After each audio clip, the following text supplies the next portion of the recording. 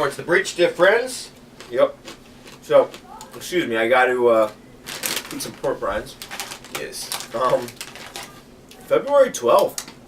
So we're almost halfway done with the month. It's been a really good month. And we've stuck with our no IPA thing. It's funny because I went to...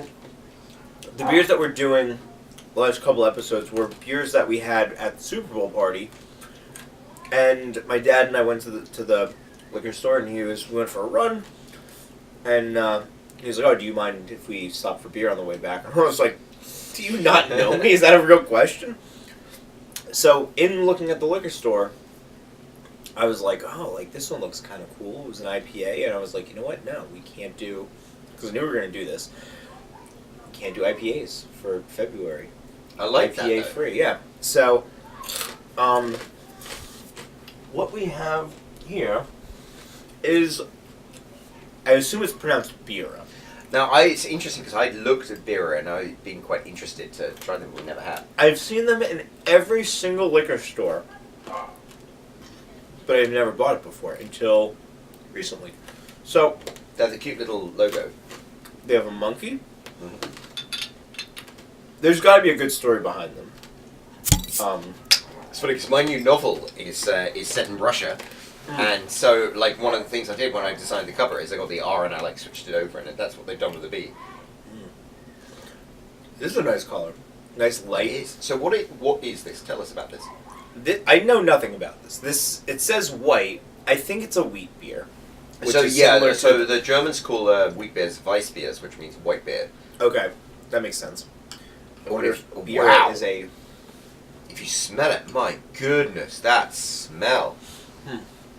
Okay. It's definitely, you smell like the wheat, but it doesn't smell like any beer I've had before. It's very refreshing. Yeah. Like it smells like it's like a stream going through. Like I don't know how often do you go hiking? I want to go hiking more. I enjoy hiking. I don't go enough, but I do enjoy it. This smells like when you're hiking and then you like stumble upon like running water. This is what it smells like. So I grew up on a farm, and I used to. Part of my job was every morning I'd go and count the sheep, and you would walk like half a mile down the valley, over the stream, and then and then up the hill. Yeah. Wait, you really had to count the sheep? Yeah, because we had like 60 sheep, so we had to go and count them every day to make sure they were still alive. Okay. Were there like? Well, no. I mean, like now I'm really intrigued by this. Were there like predatory animals that would steal the sheep, or just them wandering off? There were foxes that would kill the sheep. Okay. I thought they didn't have foxes in England. Wasn't that like a thing where they don't have... No, we don't have wolves in England, but... Okay. No, maybe it's foxes, rabies I'm thinking of. Yeah. Well, one is a virus and one is an animal, but... No, but I thought that, like... Because you and I have discussed fox hunting before. Yeah. And I thought that the whole idea behind fox hunting was, like, to kill, like, to...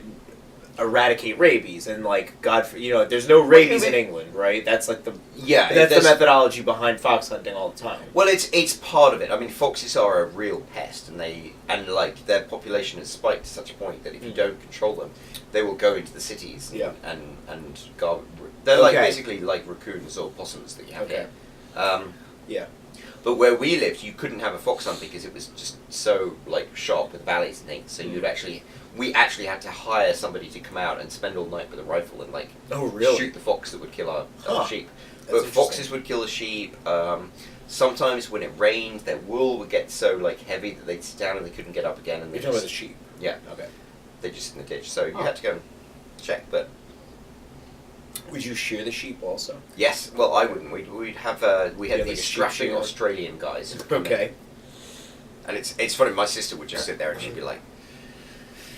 Because they were amazing. These big burly guys in tank tops, and we used to like, yeah, get your fucking sheep, put your legs around them, and they do like 60 sheep, and like, and it was amazing because these poor sheep. It's like, you know how we throw our big fat dog around. Yeah. Like you imagine the big fat dog except like 4 times the size, but the same like shape, covered in wool, and like Australians were just like, and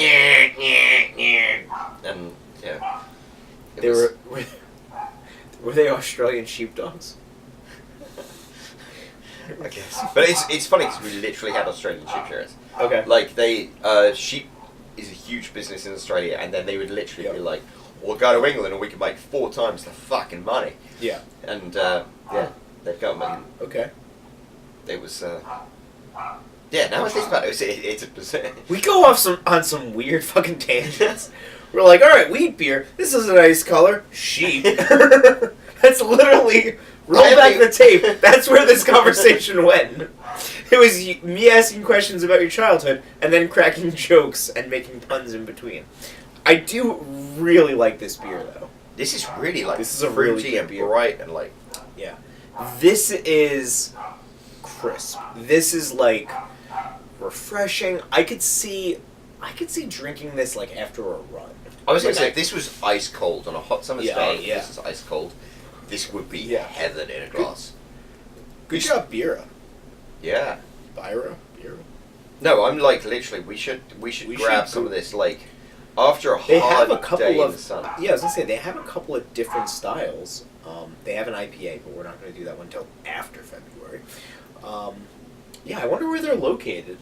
But I mean, I'm literally like this summer. If we plan on doing anything strenuous, I'd say let's get a bunch of this and let's get it like super cold, so, like barely above freezing cold, and then you drink this afterwards. This must be like heaven. Interesting. It says imagined in India, brewed in the USA. That's really interesting. We're gonna have to look into this more. Yeah. Not a high ABV, but still fantastic nonetheless. Yeah. Yeah. And I mean, this is. I mean, it came from the fridge, but I think because we've done some beers before this, is a little warmer than it should be. If this was like ice cold, and if we had been doing strenuous exercise, this would be amazing. But it's interesting. Do you think if it were like as frigid, you would get as much of the taste? No, but I think it's got a very strong. Colder. I think it's got a not as strong in a bad way. It's got a lovely taste to it. No, I agree, and that's what I'm saying. Like, do you think if this were colder and that kind of killed off the taste a little bit, do you think it would be as enjoyable? I think for me, because I'm not as sophisticated a beer drinker as you are, so I think I would enjoy it because the flavour would still be there. It wouldn't be as pronounced. Yeah. But this is a really distinctive. I like this. I really like this. Really good job.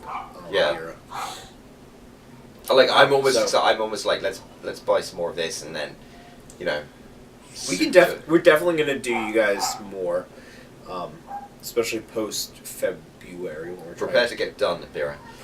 Prepare to get done. Prepare to get tweeted at. Also, I'd like to give a special shout out to because this is the first. I think this is the first series of videos we're filming actually in February. Normally we started the first 8. It was still January.